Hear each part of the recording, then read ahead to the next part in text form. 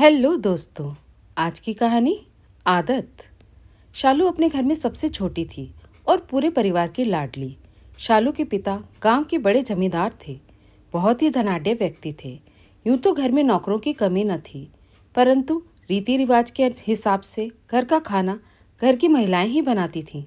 शालू ने इंटर की परीक्षा पास की तो माँ ने उसे घर के काम सिखाने शुरू कर दिए, क्योंकि पता था 1-2 साल में शालू का ब्याह होगा तो वहाँ किसी को उससे शिकायत ना हो। शालू देखते ही देखते पाक कला में निपुण हो गई। शालू के पिता का मन था कि वो अपने सबसे छोटी बिटिया की शादी किसी पढ़े लिखे परिवार में और शहर में करे। उन्हें लगा शहर में इतने घरेलू काम नहीं होते तो शालू बिटिया राज करेगी। इधर शहर में आलोक और उसका परिवार आलोक के लिए कोई सुंदर सुशील लड़की ढूंढ रहे थे। जब शालू का रिश्ता आया तो शालू की सुंदरता देख सभी दीवाने हो गए और सोने पे सुहागा। जमींदार जी का बढ़ चढ़कर दहेज देने का आश्वासन। शालू ब्याह कर आई तो आलोक का परिवार उसे अच्छा लगा। अगली सुबह शालू की पहली रसोई होनी थी। मेहमान तो सब जा ही चुके थे।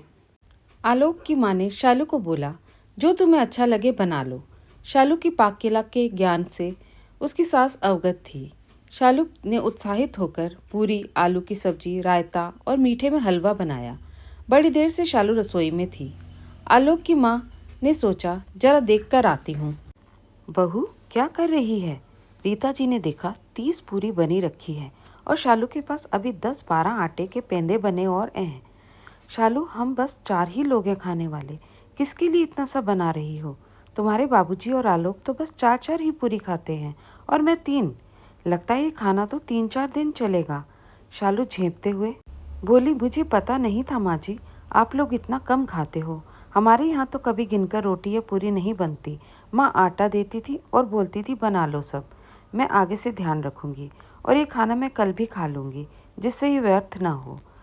शालू को पहले दिन ही शहर और गांव का अंतर समझ आ गया था। अगले दिन शालू ने सबके लिए खाना बनाया, सासू माँ के हिसाब से, और उसने पिछले दिन की बची सारी पूड़ी खा ली।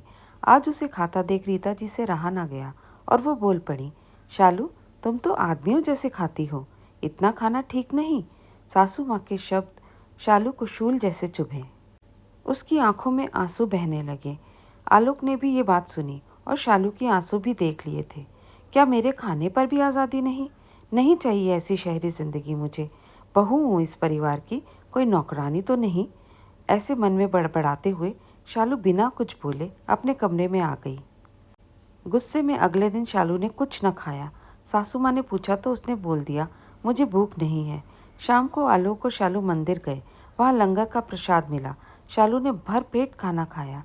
आलोक ने उसको खाते देख अंदाज़ा लगा लिया था कि शालू को अच्छे से खाना खाने की आदत है।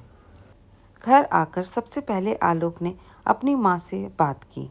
माँ, हमने ही शालू को शादी के लिए चुना, ये जानते हुए भी कि वो गांव से है। उसके यहाँ से आया हुआ दहेज जब हमें अच्छा लगा तो अब उसकी जो भी जैसी भी आदत है हमें वो भी तो स्वीकार करनी चाहिए। आखिरकार वो भी अब हमारे परिवार का ही अहम हिस्सा है। समझ रही हो ना आप मैं क्या कह रहा हूँ? जब आप ब्याह कर आई थी तब आपको दादी की रोक टोक से कितना दुख होता था। भूल गई सब आप? रीता जी समझ गए आलोक क्या कहना चाहता है। अगले दिन, शालू बहू, तुम्हें जितना खाना है खाओ, जैसा बनाना है बनाओ, मैं कुछ ना कहूँगी। मुझे कल के लिए क्षमा कर दो। बस शालू के चेहरे पर मुस्कान आ गई। उसने अपनी सासू माँ के पैर छू लिए और सासू माँ ने उसे गले से लगा लिया। धन्यवाद दोस्तों। कैसी लगी आपको आज की ये प्यारी सी कहानी?